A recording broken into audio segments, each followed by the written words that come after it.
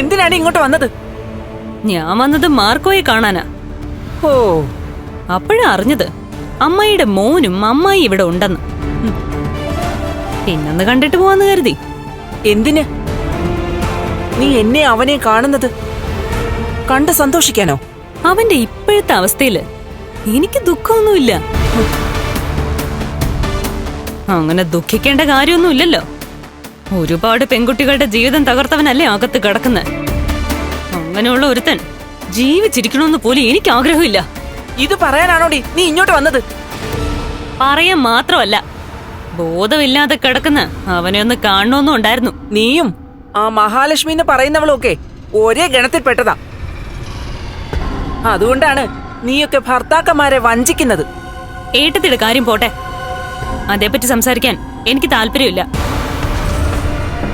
പിന്നെ ഞാൻ നിങ്ങളുടെ മോനെ വഞ്ചിച്ചിട്ടുണ്ടെങ്കിൽ അതിന്റെ കാരണവും നിങ്ങൾക്കൊക്കെ അറിയാം. ഇപ്പോ കോടതി പറഞ്ഞിട്ട് ഒരുത്തിക്ക് ചെലവിന് കൊടുക്കുന്നുണ്ടല്ലോ സ്വന്തം മോൻ. അത് എന്നെ കല്യാണം കഴിക്കുന്നതിന് മുമ്പേ അവനുണ്ടാക്കിയ ബന്ധത്തിന്റെ പേരില. ഞാനും അവനും തമ്മിൽ ഒന്നിക്കുന്നതിന് മുമ്പ് അവനൊരു കുഞ്ഞുണ്ടായിരുന്നു. അത് മാത്രമല്ല, മറ്റു പല ബന്ധങ്ങളും ഉണ്ടായിരുന്നു. അതൊക്കെ മറച്ചു പിടിച്ചോണ്ടാ നിങ്ങൾ മകനെ വെളുപ്പിക്കാൻ ശ്രമിക്കുന്നത്. നിന്നോട് സംസാരിക്കാൻ എനിക്ക് താല്പര്യമില്ല. നിങ്ങളോട് തർക്കിക്കാനൊന്നും അല്ല ഞാൻ വന്നത്. എനിക്കതിന്റെ ആവശ്യവുമില്ല. ഇപ്പോഴേ മാന്യമായിട്ടാ ഞാൻ ജീവിക്കുന്നത്, എന്റെ ഭർത്താവിനൊപ്പം. ഓ ഓ, ലോകത്തെ ഏറ്റവും വലിയ തെറ്റ് എന്റെ അമ്മയും അമ്മാവനും അമ്മായിയും ഒക്കെ ആണെന്ന് മനസ്സിലാക്കിയോളാം ഞാൻ. അതുപോലെ തന്നെ ഇപ്പൊ ഈ അകത്ത് കിടക്കുന്നവനോട് എനിക്ക് ഒരു സിമ്പതിയുമില്ല.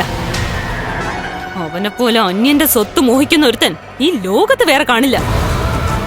എന്തിനാ അവൻ കണ്ണേട്ടനുമായിട്ട് കാറിൽ പോയത്? ആ പാവത്തിനെ കൊല്ലാനോ?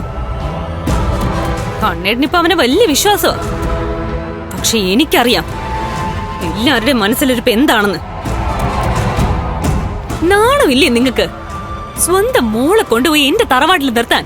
ആ തറവാട്ടിന്ന് നീ പുറത്താക്കപ്പെട്ടവളാ. അങ്ങനെയുള്ള ഒരുവള് അതേപ്പറ്റി സംസാരിക്കേണ്ട കാര്യമില്ല. അവിടെ എന്റെ മോളെ കൊണ്ടുപോയി നിർത്തിയിട്ടുണ്ടെങ്കിലേ അത് കണ്ണം പറഞ്ഞിട്ടാ. കണ്ണേട്ടന് ഒരിക്കലും അങ്ങനെ പറയില്ല. പക്ഷെ നിങ്ങൾക്കൊക്കെ വലിയ ആഗ്രഹമുണ്ട് എങ്ങനെയെങ്കിലും ഇനി കണ്ണേട്ടനെ കൊണ്ട് അവളെ കല്യാണം കഴിപ്പിക്കണോന്ന്.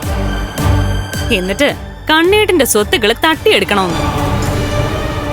നേരത്തെ അതിന് കഴിയുമായിരുന്നല്ലോ, പിന്നെ എന്താ അത് ചെയ്യാതിരുന്നേ?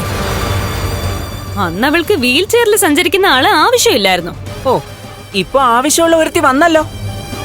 എന്നിട്ട് അവൾ എന്താ ചെയ്തേന്ന് എല്ലാരും കണ്ടല്ലോ. ആരാടി അവളുടെ വയറ്റിൽ കിടക്കുന്ന കുഞ്ഞിന്റെ അച്ഛൻ? അതാരും ആയിക്കോട്ടെ, അതൊന്നും എന്നെ ബാധിക്കുന്ന പ്രശ്നമല്ല. അതിന്റെ പേരില് ഞാൻ ഏടത്തെ ന്യായീകരിച്ചിട്ടുമില്ല. തെറ്റ് കണ്ടു കഴിഞ്ഞാൽ അത് തെറ്റാണെന്ന് മുഖത്ത് നോക്കി പറയും. അകത്ത് കിടക്കുന്നവന്റെ അമ്മയാ. എന്നാലും ഞാൻ എന്റെ നെഞ്ചിൽ തട്ടി പറയുവാ, ഓപ്പറേഷൻ തിയേറ്ററിൽ നിന്ന് അവനെ പുറത്തിറക്കുന്നത് വെള്ള പുതപ്പിച്ചായിരിക്കണമെന്നാ എന്റെ പ്രാർത്ഥന.